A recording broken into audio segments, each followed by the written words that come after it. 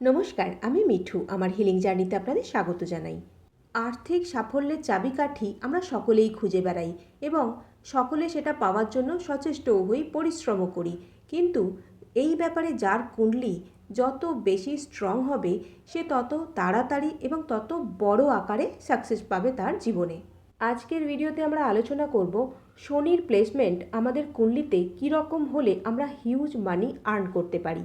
শনি যদি কোনো ব্যক্তির কুণ্ডলিতে শশ নামক পঞ্চমহাপুরুষ যোগ তৈরি করেন, তাহলে প্রচুর পরিমাণে আর্থিক সাফল্য দেন ব্যক্তিদের। শনি যখন তুলা রাশিতে উচ্চস্থ হন অথবা নিজস্ব কুম্ভ এবং মকর রাশিতে বসেন, আবার ওই স্থানগুলি যদি ওই কুণ্ডলীর জন্য কেন্দ্র ঘর হয়, অর্থাৎ প্রথম, চতুর্থ, সপ্তম বা দশম ঘর হয়, তাহলে ব্যক্তিরা প্রচুর অর্থ উপার্জন করেন।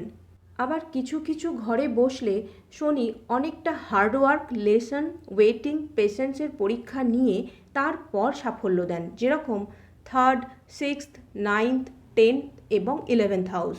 কিছু কিছু লগ্নের ব্যক্তিদের ওপর টাকার ব্যাপারে শনির ব্লেসিংস আলাদাভাবে থাকে, যেরকম বৃষ লগ্ন, মিথুন লগ্ন, কন্যা লগ্ন, তুলা লগ্ন, মকর লগ্ন এবং কুম্ভ লগ্ন।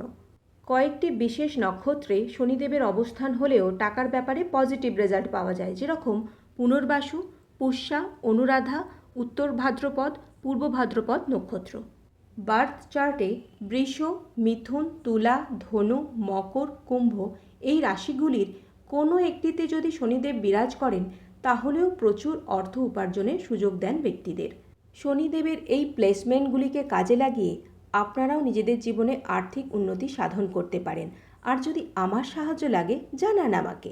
সাবস্ক্রাইব, লাইক, শেয়ার, কমেন্টের মাধ্যমে এই চ্যানেলটিকে এবং আমাকে গ্রো করতে অবশ্যই হেল্প করতে পারেন আপনারা। Thank you so much.